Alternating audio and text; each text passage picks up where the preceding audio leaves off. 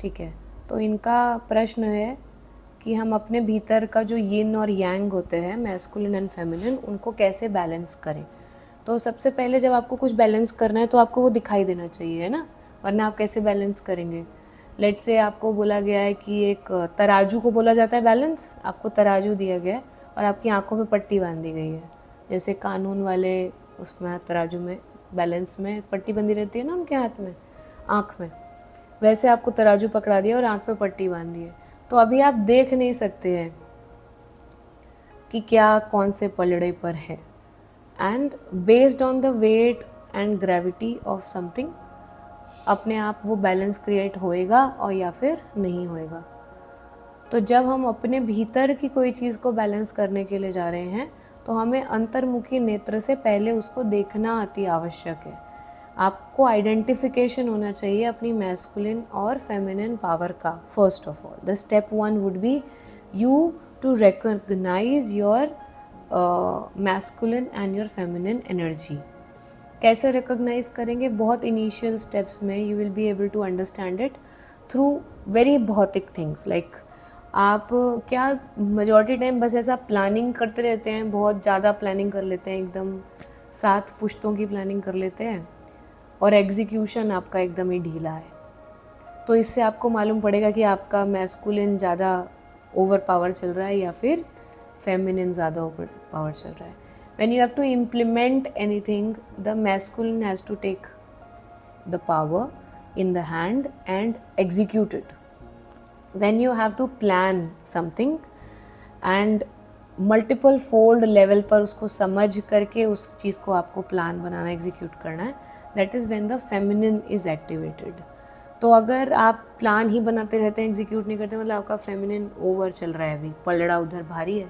अगर आपका एग्जीक्यूशन बहुत ज़्यादा है, मतलब सोचते ही नहीं, इधर अभी बात शुरू हुई थी, सेंटेंस कंप्लीट नहीं हुआ था, आपने एग्जीक्यूशन कर दिए, लोग परेशान हो गए कि भैया उनके कान में मत पड़ जाए बात, नहीं तो वो करके रख देंगे, पहले ही सोचेंगे बाद में।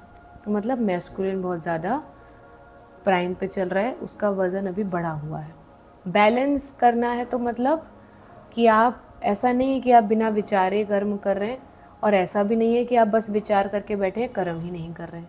जब ये दोनों कोहेरेंस में चलते हैं, बैलेंस में चलते हैं, दैट मीन्स आपके भीतर की एनर्जी बैलेंस चल रही है। तो सबसे पहले आपको वो आँख की पट्टी खोल करके अंतर्मुखी हो करके अपने पैटर्न को अंडरस्टैंड करना पड़ेगा। दूसरे क्षेत्र में मैस्कुलिन और फेमिनिन जो कि मेजॉरिटी टाइम डिस्टर्ब होता है, उसको आइडेंटिफाई करना और बैलेंस करने का तरीका बताती हूँ आपको। अगर आपको लगता है कि आप अपने इमोशंस बहुत ज़्यादा सप्रेस करते हैं, ठीक है, बहुत ज़्यादा सप्रेस करते हैं, तो दैट मीन्स कि आपके भीतर का जो फेमिनिन है वो अभी उसका वज़न कम हो रखा है, ठीक है, it's not getting full expressed. If your feminine part is healed तो आपको सप्रेशन नहीं करने का अंदर से आएगा, बल्कि आप कैसे बेहतर तरीके से अपने इमोशंस को एक्सप्रेस कर सकते हैं, एग्जीक्यूट कर सकते हैं विदाउट डिसरिस्पेक्टिंग और डिसबैलेंसिंग योर ओन एनवायरनमेंट, वो आपको समझ आएगा। अगर नहीं आ रहा है तो मतलब आपका फेमिनिन सप्रेस्ड है।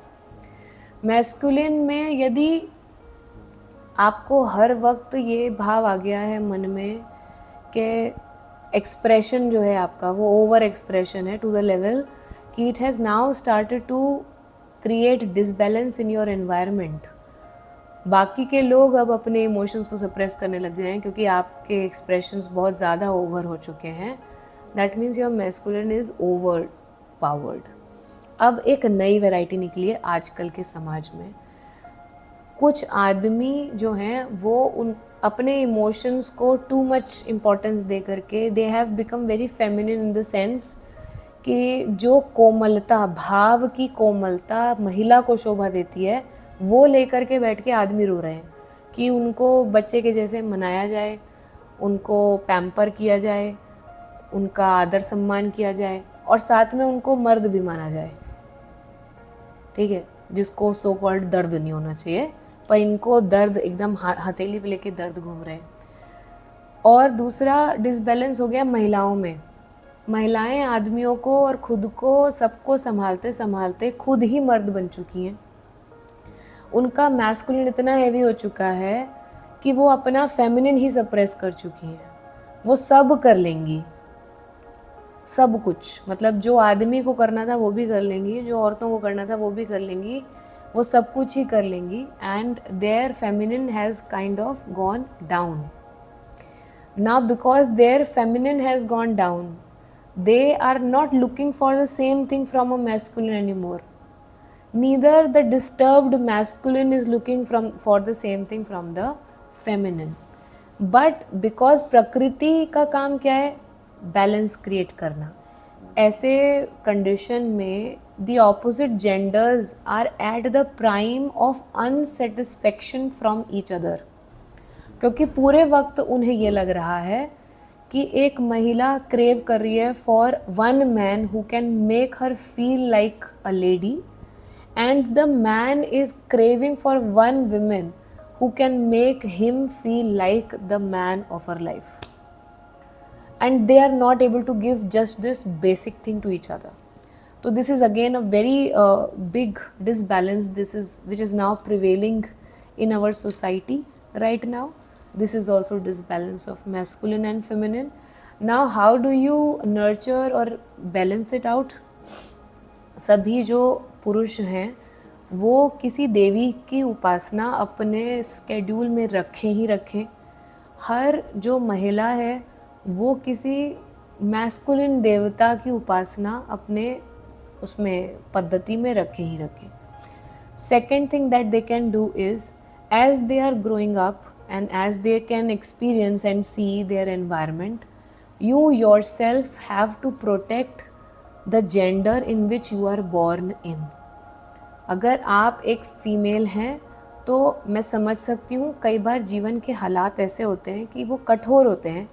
वो पूरा प्रयास करेंगे कि आपके भीतर की फेमिनिटी पूरी तरह से ख़त्म हो जाए, पर आप फिर भी अपने भीतर वो कोमलता मेंटेन करें, क्योंकि आपकी असली शक्ति ही कोमलता में थी.